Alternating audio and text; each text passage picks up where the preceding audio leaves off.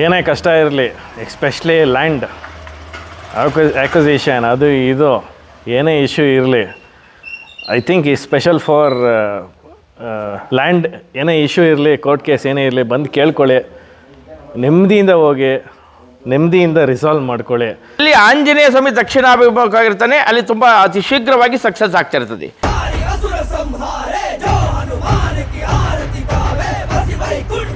ತುಂಬ ದೂರ ಇತ್ತಲ್ಲಪ್ಪ ಅಂತ ಅಂದ್ಕೊಂಡು, ಬಟ್ ಇಲ್ಲಿ ಬಂದಮೇಲೆ ಒಂಥರ ಚೆನ್ನಾಗಿ ಅನಿಸ್ತಿದೆ.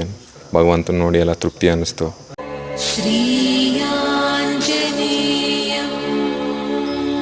ನಾವು ಹಿಂದೂಗಳಾಗಿ ಹುಟ್ಟಿದ್ದೀವಿ, ಹಿಂದೂಗಳಾಗೆ ಸಾಯಬೇಕು. ಬೇರೆ ಯಾವುದೇ ಧರ್ಮ ಬಂದ್ರೂ ನಮಗಿಲ್ಲ. ನಾವು ಯಾಕೆ ಹಿಂದೂಗಳಲ್ಲೇ ಹುಟ್ಟಿದ್ವಿ, ಯಾಕೆ ಕ್ರಿಶ್ಚಿಯನ್ ಮುಸ್ಲಿಮಲ್ಲಿ ಯಾಕೆ ಹುಟ್ಟಬಾರ್ದಾಗಿತ್ತು? ನಾವು ಹಿಂದೂ ಧರ್ಮದಲ್ಲಿ ಹುಟ್ಟಿದ್ದೀವಿ ಅಂದರೆ ಯಾವುದೋ ಜನ್ಮದಲ್ಲಿ ಪುಣ್ಯ ಮಾಡಿದ್ದೀವಿ. ಶ್ರೀ ಆಂಜನೇಯಂ ಪ್ರಸನ್ನಾಂಜನೇಯಂ. ಸ್ವಾಮಿಗಳೇ, ಇಲ್ಲಿ ಭಕ್ತಾದಿಗಳು ಕ್ವಶನ್ ಏನಂದರೆ, ಇಲ್ಲಿ ಏನು ಪ್ರತಿನಿತ್ಯ ಪೂಜೆ ಇರುತ್ತಾ, ಇಲ್ಲ ಯಾವ್ಯಾವ ವಾರದಲ್ಲಿ ಏನೇನು ಪೂಜೆ ಆಗುತ್ತೆ, ಸಂಪೂರ್ಣವಾಗಿ ಒಂದು ಮಾಹಿತಿ ಕೊಡಿ. ಖಂಡಿತ.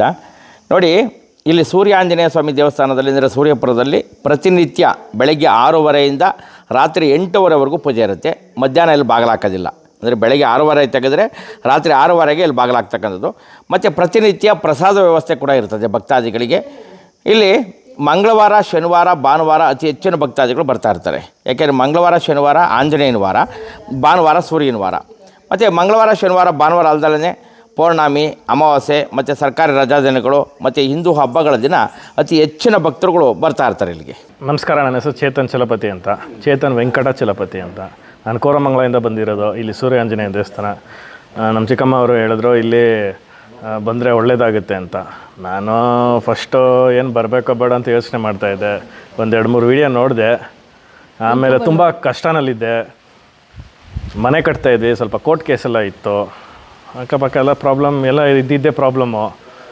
ಬಂದು ಇಲ್ಲಿ ಹೋಗೋಣ ಬನ್ನಿ ಅಂದ್ಬಿಟ್ಟು ಡೈರೆಕ್ಟಾಗಿ ಹಿಂಗೆ ಕರ್ಕೊಂಡ್ಬಿಟ್ಟು ನನ್ನ ಮಗಳನ್ನ ಕರ್ಕೊಂಬಂದರು. ಬಂದ್ವಿ, ಪೂಜೆ ಮಾಡಿದ್ವಿ, ಹೇಳಿದ್ವಿ ಹಿಂದುತ್ವಗೆ ಅಂತ ಈ ಆರೆಂಜ್ ಇದು ಕಟ್ಟಿದ್ರು. ಅದು ಇವತ್ತೇ ಬಂದು ಬಿಚ್ಚಿ ಇವತ್ತು ಹೊಸದು ಕಟ್ಸ್ಕೊತಾ ಇದ್ದೀನಿ. ಇನ್ನೂ ಒಳ್ಳೇದು, ಮುಂದೆ ಇನ್ನೂ ಒಳ್ಳೇದಾಗಲಿ ಅಂತ. ಸೊ ಇಲ್ಲಿ ಬಂದಾಗಿಂದ ಸ್ವಲ್ಪ ಸಮಾಧಾನ ಆಯಿತು. ಆಮೇಲೆ ಹನುಮಾನ್ ಚಾಲೀಸ ಹೇಳ್ಕೊಂಡಿದ್ದ ಸಮಾಧಾನ ಆಯಿತು. ಮನೆ ಅಷ್ಟು ಆಲ್ಮೋಸ್ಟ್ ಫಿನಿಶಿಂಗ್ ಬಂತು. 1 ವರ್ಷ. ಇನ್ನೇನು ಒಂದು 2-3 ಹರ್ಡಲ್ಗಳಿದೆ. ಅದು ಸೂರ್ಯಾಂಜನೇಯ ದೇವಸ್ಥಾನದಲ್ಲಿ ಬಂದು ಬೆಳ್ಕೊಂಡ್ರೆ ಎಲ್ಲ ಕಂಪ್ಲೀಟ್ ಆಗುತ್ತೆ ಅಂತ ಖಂಡಿತ ನನಗೆ ನಂಬಿಕೆ ಇದೆ.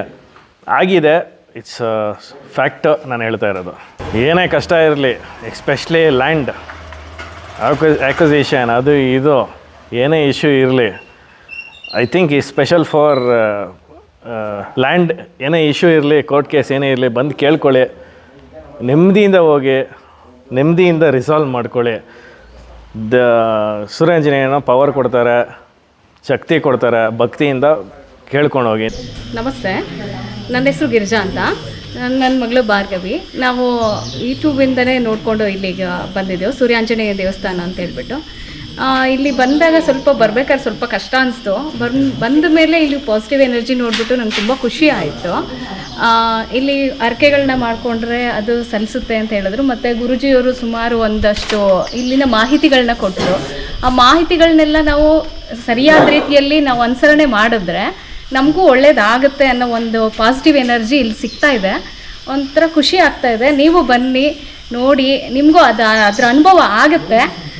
ಈಗ ಸೂರ್ಯ ನಮಸ್ಕಾರ ಅಂದರೆ ಅದು ನಾವು ದೇವ್ರಿಗೆ ಅರ್ಘ್ಯ ಕೊಡಬೇಕು ಅಂತ ಹೇಳಿದ್ರು.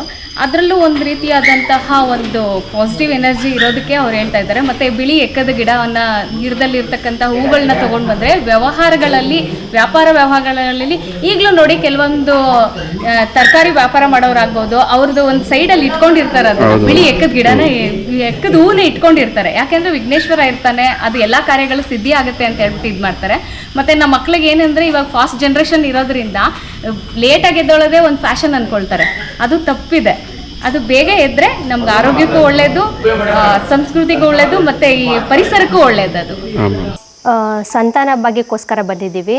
ಅದು ಹರಕೆ ಎಲ್ಲ ಚೀಟಿ ಎಲ್ಲ ಫಾರ್ಮ್ ಎಲ್ಲ ಫಿಲಪ್ ಮಾಡಿ ನಮ್ದು ಏನೇನು ಬೇಡಿಕೆ ಎಲ್ಲ ಮೆನ್ಷನ್ ಮಾಡಿಬಿಟ್ಟು ಅದನ್ನು ಹರಕೆ ಉಂಡಿಗೆ ಹಾಕ್ಬಿಟ್ಟು ಹೋಗ್ಬೇಕಂತೆ. ಅದೇ ಏನೋ ಭಗವಂತ ನಮ್ಗೆ ಒಳ್ಳೇದು ಮಾಡ್ತಾರೆ, ಫ್ಯೂಚರ್ ಏನೋ ಒಳ್ಳೇದು ಮಾಡ್ತಾರೆ, ಏನೋ ಒಂದು ಸ್ವಲ್ಪ ಧೈರ್ಯ ಬಂತು. ಆ ಹನುಮಂತನ ಮೇಲೆ ನಂಬಿಕೆ ಇಟ್ಟು ಮಾಡ್ತಾ ಇದ್ದೀವಿ. ಇದು ತೋರ್ಮನೆ ದೇವರನ್ನೇ ಮುತ್ತರಾಯ ಸ್ವಾಮಿ, ಆಂಜನೇಯ ಸ್ವಾಮಿ, ನಾವೆಲ್ಲ ಆಂಜನೇಯ ಸ್ವಾಮಿಯಿಂದನೇ ಬಂದಿರೋದು. ಅದಕ್ಕೆ ಸೂರ್ಯ ಆಂಜನೇಯನ ನೋಡೋಣ, ದೇವರು ಹೆಲ್ಪ್ ಮಾಡ್ತಾರೆ ರೀ. ಆಮೇಲೆ ಆದಿತ್ಯ ಹೃದಯ ಎಲ್ಲ ಹೇಳಿದ್ರಲ್ಲ, ಅದು ನಾನು ಫಾಲೋ ಮಾಡಬೇಕು. ಹಿಂದೆ ಮಾಡಿರಲಿಲ್ಲ. ಇವಾಗ ರಥ ಸಪ್ತಮಿ ದಿನ ಒಂದೊಂದ್ಸತಿ ಓದ್ಕೊಳ್ಳೋದು, ಒಂದ್ಸತಿ ಯೂಟ್ಯೂಬಲ್ಲಿ ಪ್ಲೇ ಮಾಡಿ ಕೇಳಿಸ್ಕೊತಾ ಇದ್ದೆ. ಇವಾಗ ಸ್ವಾಮೀಜಿ ಹೇಳಿದಾರಲ್ಲ, ಅದನ್ನ ಇನ್ಮೇಲೆ ಫಾಲೋ ಮಾಡಬೇಕು ಅಂದ್ಕೊಂಡಿದ್ದೀನಿ. ನೋಡೋಣ, ಭಗವಂತ ಹೆಲ್ಪ್ ಮಾಡ್ತಾರೆ. ನಾವು ಫಾಲೋ ಮಾಡಬೇಕು ದೇವ್ರನ್ನ, ಅವಾಗ ನಮ್ಮ ದೇವರು ಒಳ್ಳೇದು ಮಾಡ್ತಾರೆ. ನೀವು ಬನ್ನಿ, ಏನೋ ದೇವ್ರ ಮೇಲೆ ನಿಮ್ಗೇನು ಬೇಡಿಕೆ ಇದೆಯೋ ದೇವ್ರ ಮುಂದೆ ಇಡಿ. ನಾವು ದೇವ್ರದ್ದು ಏನೇನು ಇದೆಯೋ ಎಲ್ಲ ಫುಲ್ಲು ದೇವ್ರನ್ನ ಮನಸ್ಸಲ್ಲಿ ಮನೇಲಿ ನೆನೆಸ್ಕೊತಾ ಇರಬೇಕು. ಅವಾಗ ಅವ್ರು ದೇವಸ್ಥಾನಕ್ಕೆ ಬರ್ತಾ ಇರಬೇಕು. ನಮ್ಮ ಬೇಡಿಕೆ ಎಲ್ಲ ದೇವ್ರ ಮುಂದೆ ಇಡಬೇಕು. ಅದನ್ನು ನಾವು ಟ್ರೈ ಮಾಡಬೇಕು. ದೇವರು ನಮ್ಮ ಮೇಲೆ ಆಶೀರ್ವಾದ ಇಟ್ಟು ಏನೋ ಸಕ್ಸಸ್ ಮಾಡ್ತಾರೆ ಅನ್ನೋ ನಂಬಿಕೆ. ಅವನ ನಂಬಿಕೆ. ನಾವು ಹಿಂದೂಗಳಾಗಿ ಹುಟ್ಟಿದ್ದೀವಿ, ಹಿಂದೂಗಳಾಗೆ ಸಾಯಬೇಕು. ಬೇರೆ ಯಾವುದೇ ಧರ್ಮ ಬಂದ್ರೂ ನಮಗಿಲ್ಲ. ನಾವು ಯಾಕೆ ಹಿಂದೂಗಳಲ್ಲೇ ಹುಟ್ಟಿದ್ವಿ? ಯಾಕೆ ಕ್ರಿಶ್ಚಿಯನ್ ಮುಸ್ಲಿಮಲ್ಲಿ ಯಾಕೆ ಹುಟ್ಟಬಾರ್ದಾಗಿತ್ತು? ನಾವು ಹಿಂದೂ ಧರ್ಮದಲ್ಲಿ ಹುಟ್ಟಿದ್ದೀವಿ ಅಂದರೆ ಯಾವುದೋ ಜನ್ಮದಲ್ಲಿ ಪುಣ್ಯ ಮಾಡಿದ್ದೀವಿ. ಹಿಂದೂ ಧರ್ಮದಲ್ಲೇ ಹುಟ್ಟಿದ್ದೀವಿ, ಹಿಂದೂ ಧರ್ಮದಲ್ಲೇ ಇದ್ದು ಹಿಂದೂ ಧರ್ಮದಲ್ಲೇ ಸಾಯಬೇಕು ಅಂತ ಇದು ಮಾಡ್ಕೊಂಡಿದ್ದೀವಿ. ನಮಸ್ತೆ, ನನ್ನ ಹೆಸರು ಲಕ್ಷ್ಮೀಶ್ ಅಂತ. ನಾನು ಬೆಂಗಳೂರಿಂದ ಬಂದಿದ್ದೀನಿ. ನಾವು ರೆಗ್ಯುಲರ್ ಆಗಿ ಪ್ರತಿ ಶನಿವಾರದ ಆಂಜನೇಯ ದೇವಸ್ಥಾನಕ್ಕೆ ಹೋಗೋ ಅಭ್ಯಾಸ ಇದೆ. ನಮ್ಮ ತಾಯಿಯವರೇ ಹಿಂಗೆ ಯೂಟ್ಯೂಬ್ ನೋಡ್ಬಿಟ್ಟು ಈ ಕಡೆ ಒಂದು ಸೂರ್ಯಾಂಜನೇಯ ಅಂತ ಇದೆ ಅಂತ ಹೇಳಿದ್ರು. ಹಾಗಾಗಿ ನನಗೂ ಇಷ್ಟ ಆಗ್ಬಿಟ್ಟು ಬರ್ಬೇಕಾದ್ರೆ ತುಂಬ ದೂರ ಇತ್ತಲ್ಲಪ್ಪ ಅಂತ ಅಂದ್ಕೊಂಡು, ಬಟ್ ಇಲ್ಲಿ ಬಂದಮೇಲೆ ಒಂಥರ ಚೆನ್ನಾಗಿ ಅನಿಸ್ತಿದೆ. ಭಗವಂತನ ನೋಡಿ ಎಲ್ಲ ತೃಪ್ತಿ ಅನ್ನಿಸ್ತು. ಎಲ್ಲ ನಮ್ಮ ಹರಕೆನೂ ಎಲ್ಲ ಕಟ್ಕೊಂಡು ಇಟ್ಕೊಂಡಿದ್ರು ನಮ್ಮ ತಾಯಿ. ಬಂದ್ಬಿಟ್ಟು ತೀರಿಸ್ಬಿಟ್ಟು ಕೆಲಸ ಆದರೆ ಅಂತ ಬೇಡ್ಕೊಂಡು ಇನ್ನೊಂದು ಸತಿ ಬರೋದಕ್ಕೂ ನಾವು ಅಂದ್ಕೊಂಡಿದ್ದೀವಿ. ಸಕ್ಸಸ್ ಆಗುತ್ತೆ ಅಂತ ನಾನು ನಂಬಿದ್ದೀನಿ. ಇನ್ನೊಂದು ಸತಿ ಪಕ್ಕಾ ಬರ್ತೀವಿ.